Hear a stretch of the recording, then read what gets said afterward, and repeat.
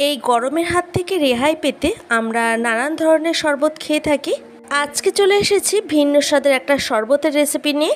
নমস্কার বন্ধুরা, বাণীর হেসেলের রকমারি রান্না নিয়ে আমি চলে এসেছি। আমার চ্যানেলে তোমাদের সবাইকে স্বাগত জানাই। আজকে আমি তৈরি করে দেখাবো চিড়ের শরবত। চলো তবে রেসিপিটা শুরু করা যাক।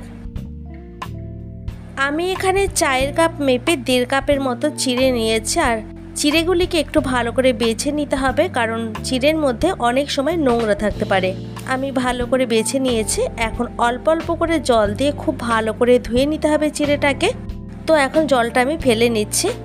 একই রকম পদ্ধতিতে আমি প্রায় 3 থেকে 4 বার খুব ভালো করে ধুয়ে নেব। 10 মিনিটের মতো চিড়েটাকে এভাবেই জলে ভিজিয়ে রেখে দেব। ফিরে এলাম 10 মিনিট পর। এখন চিড়েটাকে একটা মিক্সিং জারের মধ্যে ঢেলে নিচ্ছি। এখন এগুলির একটা মিহি পেস্ট বানিয়ে নেব। অনেকেই আছে চিড়ে খেতে পছন্দ করেন না, তো সেক্ষেত্রে যদি এইভাবে শরবত বানিয়ে খাওয়া যায় খেতে কিন্তু খুবই ভালো লাগবে। দেখো এখানে চিড়েটাকে পেস্ট করে নিয়েছি। এখন এর মধ্যে কিছু উপকরণ অ্যাড করব। দিচ্ছি 4 টেবিল চামচ চিনি। এখানে তোমরা যদি আরও একটু বেশি মিষ্টি পছন্দ করো সেক্ষেত্রে চিনির পরিমাণটাকে বাড়িয়ে দিতে পারো। দিচ্ছি এর মধ্যে সামান্য একটু নুন, আর দিয়ে দেবো 1 গ্লাসের মতো দুধ। আমি এখানে দুধটাকে জাল দিয়ে ঠান্ডা করে নিয়েছি। এখন একটা স্পুনের সাহায্যে ঠিক এইভাবে চিড়েটাকে দুধের মধ্যে খুব ভালো করে মিশিয়ে নিতে হবে। এরপরে আমি চলে যাব এটা মিক্সিতে পেস্ট করে নিতে।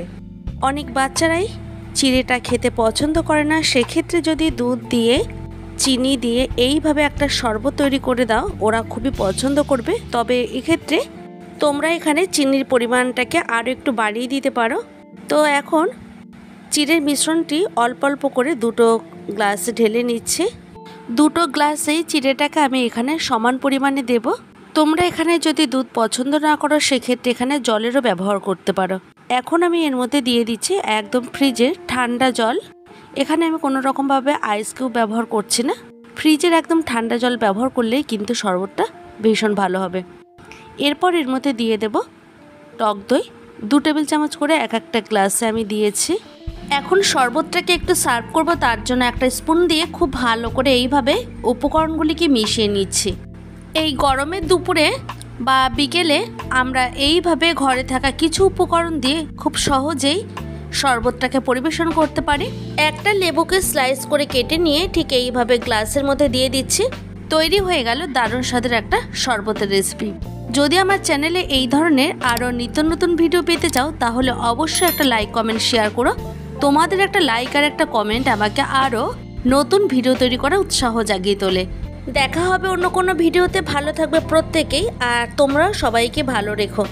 আমার সঙ্গে এতক্ষণ থাকার জন্য তোমাদেরকে অসংখ্য ধন্যবাদ।